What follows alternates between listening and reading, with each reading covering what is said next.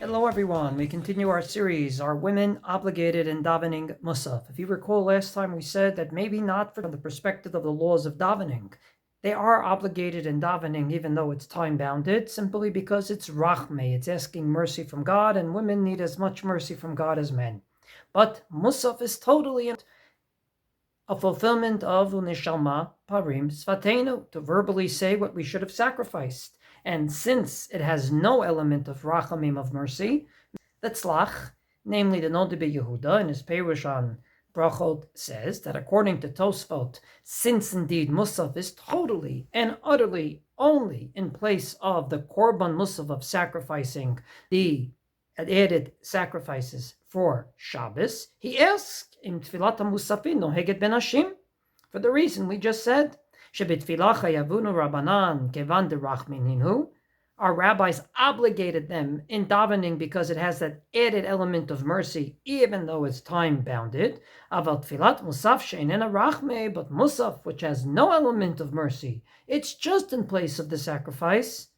Maybe they're not obligated, because it's a time-bounded commandment. The Maharam Shik, the great Talmud of the Chasam Sofer, asks the very same question, and adds that even if you want to say, you know what, they're not obligated, they say it as a tfilat nidava. We can always offer additional prayers to God. Harei kaimalan, however, we have a halacha, the einit palalim b'yom tov v'shabbos tfilat nidava, the kol shekein tfilat musaf. There's no nidava, namely a voluntary sacrifice on Shabbos, and therefore there's no voluntary prayers, which were patterned based on the times of the sacrifices on Shabbos.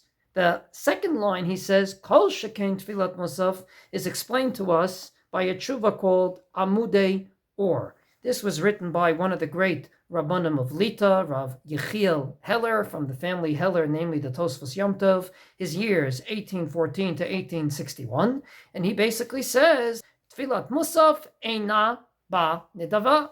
Musaf was an obligatory sacrifice, so the prayer is obligatory.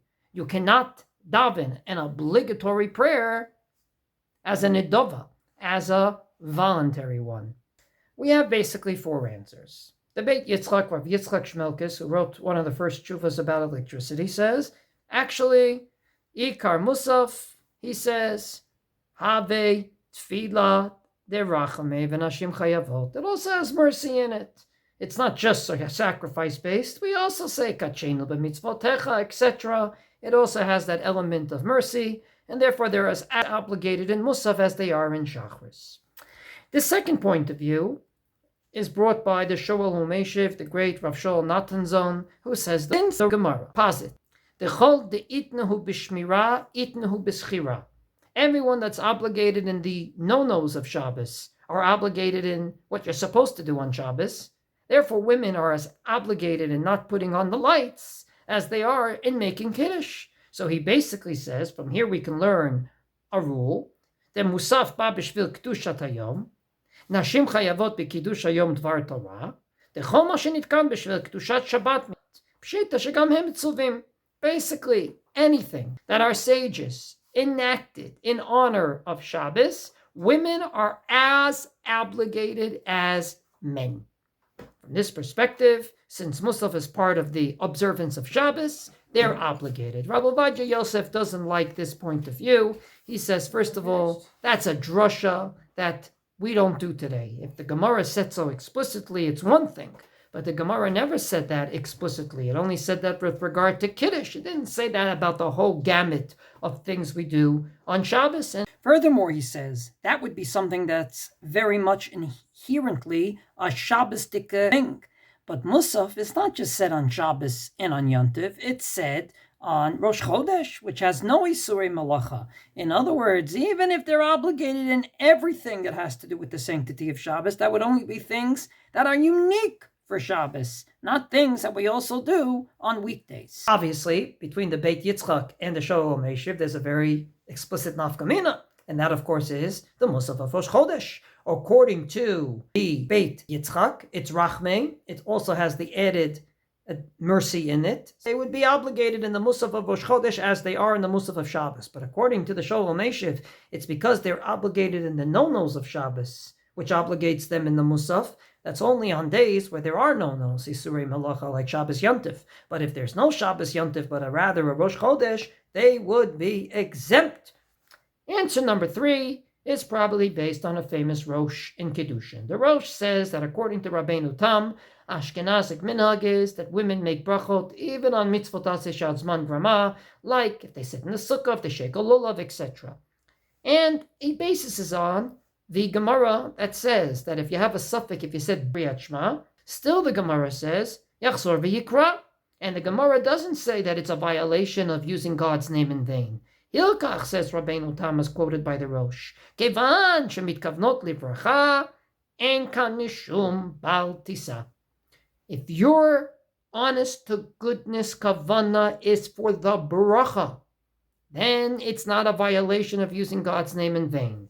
And the second reason he brings is, since in the Birkot Kriyat Shema, as in Musaf, we don't have the words Vitzivanu, you have commanded us, therefore it's not a problem for women to say it, because saying Vitzivanu is a problem. God didn't command them. Since it's not in there, it's not a problem to say. And that's basically the path that the Tzlach, the Noda Yehuda, walks on. He says that even if they're exempt, our Ashkenazic minhag is to make brachot even in what you're exempt from. And in this case, he says, even the Shulchan Aruch that says don't make brachot on mitzvot you're exempt from would agree. Why? Because it doesn't have that added vitzivanu in Musaf.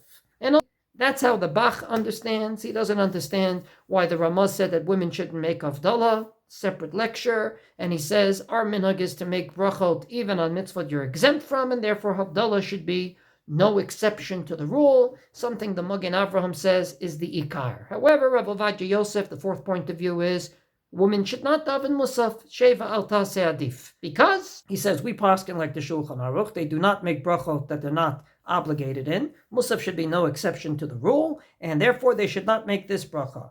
And from this perspective, even though you have a sveka, a double doubt. Doubt number 1 is that maybe women can make brachot that they're exempt from, like Rabbeinu Tam.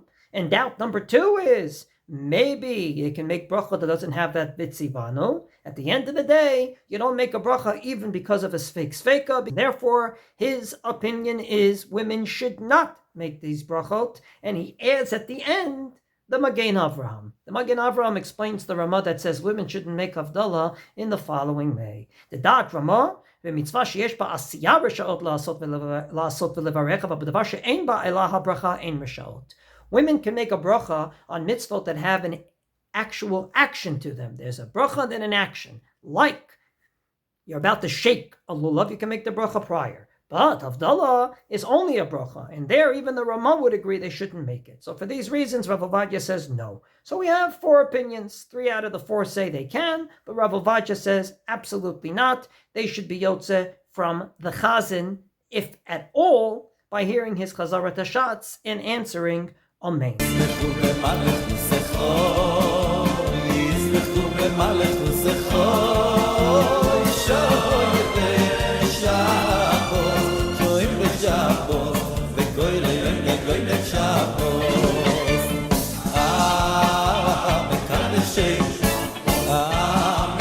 Station.